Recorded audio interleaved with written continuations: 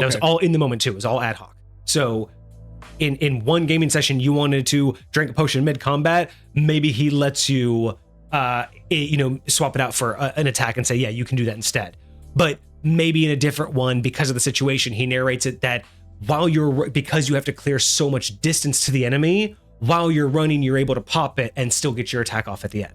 Because there's no formal economy here, right? Sure. Because it's all narration based, that's what was expected. If you're hand to hand, like clenched and swords, like it's a minute. clashing together. It's a minute. Yeah, That's fair. So I can see that. If your swords are clashing together and you're a sword and shield guy, there's no way I'm going to let you down a potion right now. Sure. Without popping or getting away or without busting out or doing something. Without removing your action. Yeah. But again, if you tell me, hey, I need to cover my, it's going to take me the entire time. They're 30 feet away. Even if I sprint, I'll barely get there in enough time to attack.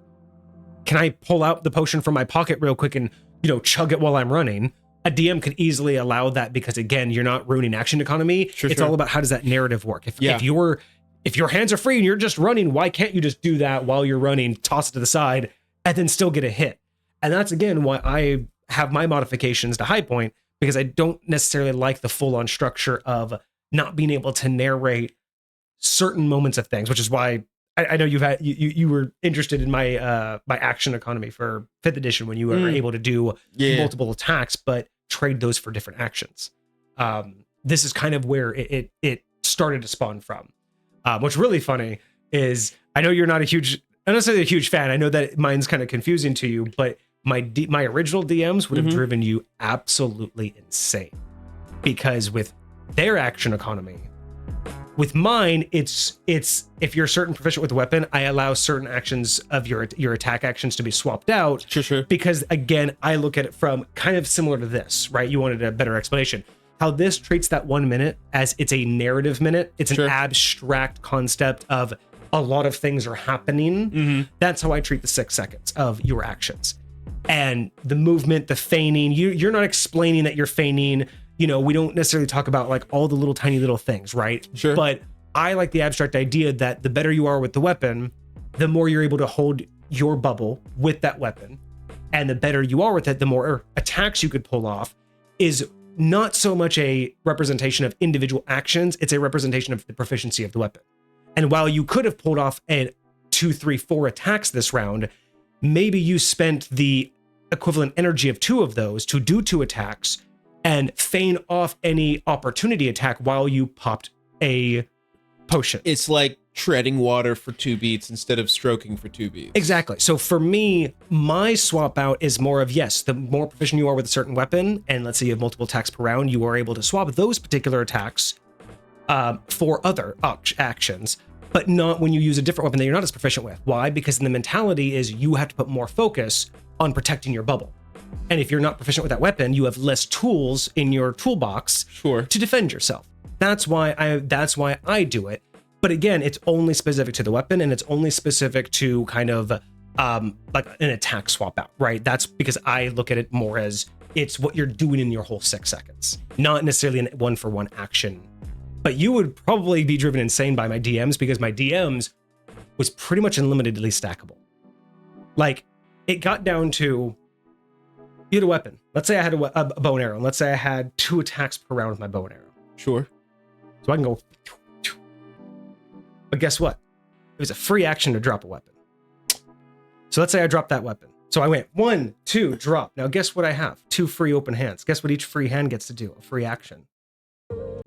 Now drawing a weapon is a free action.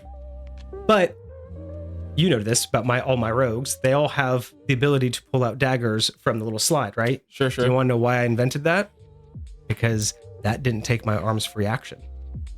So if I shot 2 arrows with my bow and dropped my bow and then pulled out 2 daggers with that mechanism, still had technically 2, I saved my 2 actions with my hands. So I could attack with those daggers. Let's say I had 3 attacks with my daggers. Let's say I was that proficient because I was with my rogue. I can get 2 attacks with this hand, 2 attacks with this hand because I was ambidextrous, I had training in it. So I was able to get my 2 attacks. Now I had 1 attack left each with my daggers. I could throw them. Now I had 2 empty hands, still with those actions that I didn't use. Each of those hands could now draw a new weapon. And each of those weapons had their own action proficiency. So I could draw 2 more daggers. each with 3 attacks. It was fucking stupid, but that's how my DM allowed it. The more you could stack your actions, so you could literally get 10 attacks off simply by drawing and dropping weapons. Like, it was dumb. I don't allow that much. Sure. But can you, like... But we abused the fuck out. I'm not saying I didn't enjoy it. We abused the motherfucking shit out of it. It is a great mechanic to play with. How realistic do I find that it is? His, not the most. Not at all. His was not at all. But I totally get. But granted, this was when you were like level 18 and near like, godhood. Like, this was really representative of like, I'm a badass. Yeah, and the enemies were doing shit too. Yeah. But I found a happy medium. Sure. The happy medium between this, where it's much more of a, I treat every combat not so much as a strict step-by-step, action by action, but as I still look at it as all one fluid motion. While you're going before that character, in my mind, I'm slow-mowing the entire battle because you're moving together. Yeah. You may have attacked first, but your attack came in where he blocked and then he attacked. It's all one thing. So when people have more proficiency, I'm okay with them pulling things off. Like, while I'm running, can I do this? Right? That's where I found my middle ground of learning how they used to let the DM just kind of make sense of it versus how we codified every single action. Yeah. I wanted to find something that made a better balance because I do think you should be able to be that, I don't want to say superhero.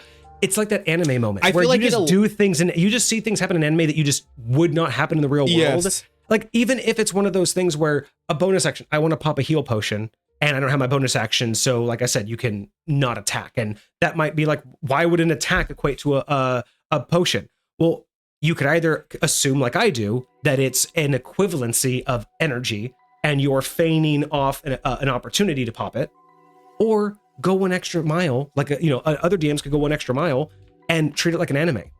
Say that instead of attacking the enemy, you had 3 attacks and you wanted to use one to pop a heal potion. Let's say you attacked once and attacked twice, but when you attacked twice, you sliced and you brought your hilt close to your chest and you popped out, the vial that was on your chest belt. Yeah. And it popped up in the air, and as you sliced him, you reached up and it dropped in your mouth, and then you like bit through the cork and popped it.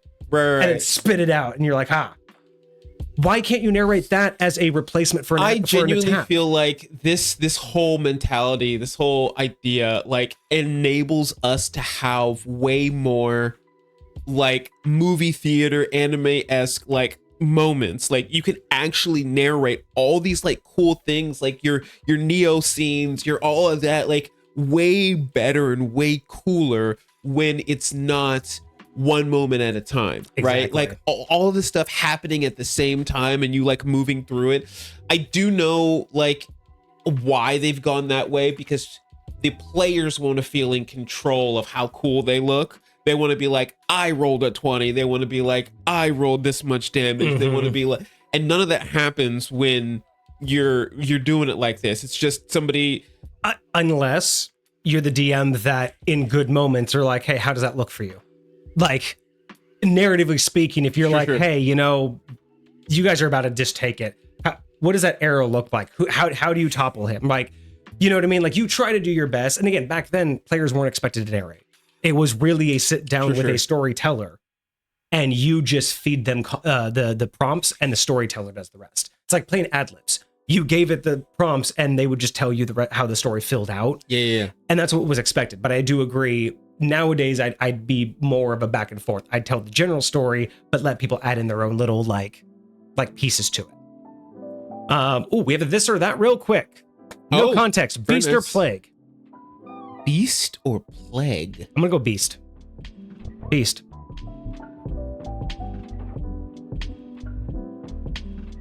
Yep. Beast. You know what?